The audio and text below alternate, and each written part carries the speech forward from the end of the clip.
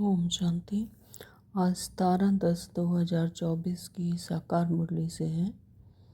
बाबा कहते हैं, मीठे बच्चे, याद की यात्रा पर पूरा अटेंशन दो, इससे ही तुम सतो प्रधान बनेंगे। याद की यात्रा यानी याद जब करेंगे तो इसी से हम सतो प्रधान बनेंगे। बाबा ने प्रश्न किया है, बाप अपने बच्चों पर कौन सी मेहर करते हैं? तो बाबा ने उत्तर दिया, बाप बच्चों के कल्याण के लिए जो डायरेक्शन देते हैं वह डायरेक्शन देना ही उनकी मेहर है यानी कृपा है।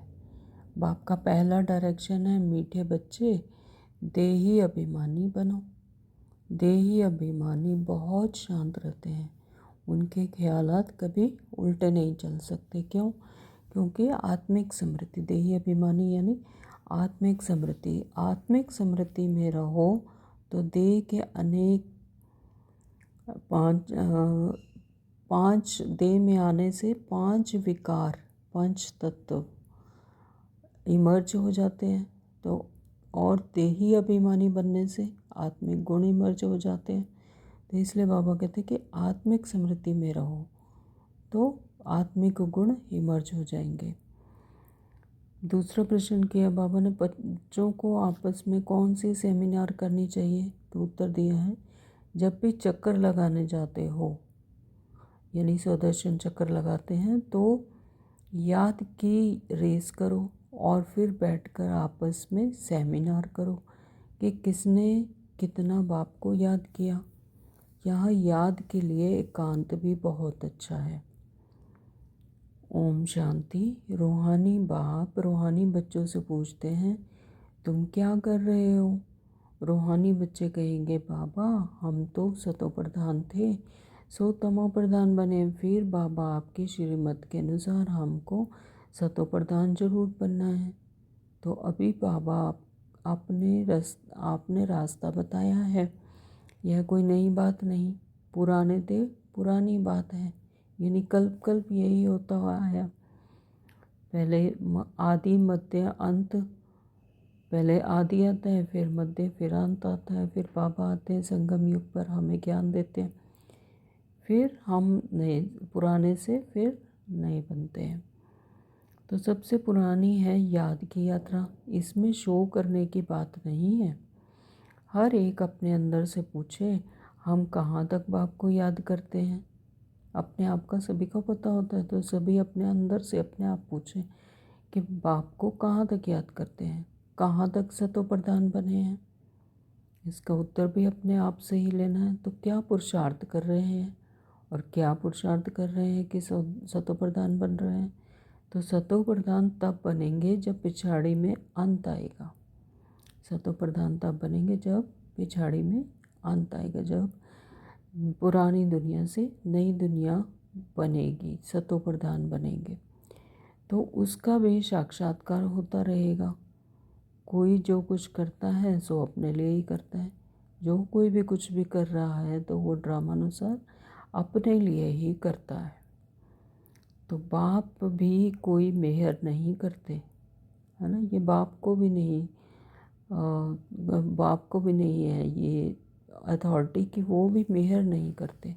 तो बाबा क्या मेहर करते हैं कि जो बच्चों को डायरेक्शन देते हैं उनके ही कल्याणार्थ बाबा क्या करते हैं, ज्ञान देते हैं, डायरेक्शंस देते हैं, तो उनके ही कल्याणार्थ। तो बाप तो है ही कल्याणकारी।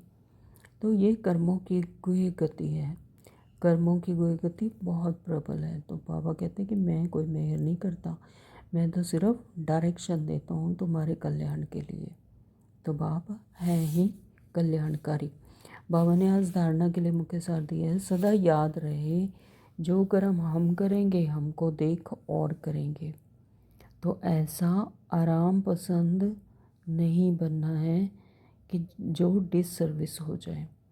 बहुत बहुत निरहंकारी रहना है।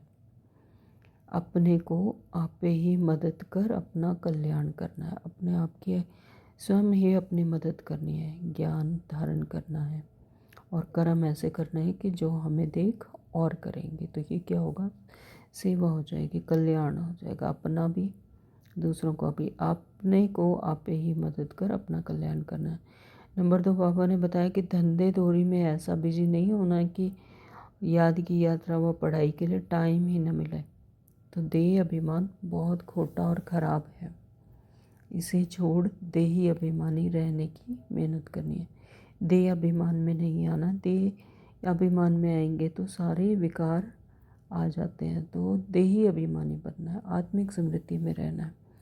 बाबा ने वरदान दिया है कि कोई भी बात कल्याण की भावना से देखने और सुनने वाले प्रदर्शन मुक्त भव। जितना संगठन बड़ा होता जाता है बातें भी उतनी बड़ी होंगी, लेकिन अपनी सेफ्टी तब है जब देखते हुए भी ना देखें, सुनते हुए भी ना सुने। जर्नी क्या है, हमारी अपनी है। तो दूसरों को देखेंगे तो हम क्या होंगे, पद गवा देंगे। तो इसलिए अपनी सेफ्टी इसमें है कि दूसरों को देखते हुए भी ना देखें और सुनते हुए भी ना सुने। अपने स्वचिंतन में रहें। स्वचिंतन करने वाली आत्मा परदर्शन से मुक्त हो जाती है। जो स्वयं का चिंतन करती है तो वो दूसरों का दर्शन नहीं करेंगे तो क्या होगा, परदर्शन से मुक्त हो जाती है। अगर किसी कारण से सुनना पड़ता है, अपने आप को जिम्मेवार समझते हो तो पहले अपनी ब्रेक को पावरफुल बनाओ। तो अपने आप को जिम्मेवार समझते हो तो पापा कहते हैं कि पहले अपनी ब्रेक को पावरफुल बनाओ।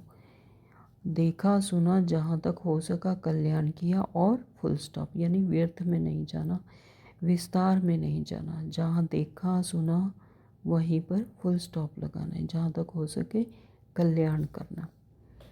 स्लोगन दिया बाबा ने, अपने संतुष्ट खुशनुमा जीवन में हर कदम में सेवा करने वाले ही सच्चे सेवाधारी हैं। तो अपना जीवन जब संतुष्ट खुशनुमा होगा तो हर कदम में क्या होगी, सेवा होगी और सच्चे सेवाधारी बन जाएंगे। चलती फिरती रही प्रदर्शनी, अपनी शुभकामनाएं, अपनी शुभ भावना से, शक्तिशाली वायुमंडल से, श्रेष्ठ वाइब्रेशन से, तो जो सराउंडिंग में आत्माएं होंगे उन्हें भी परमात्मा से जोड़ देंगे। तब कहेंगे सच्चे सेवाधारी। ओम शांति। थैंक यू पापा।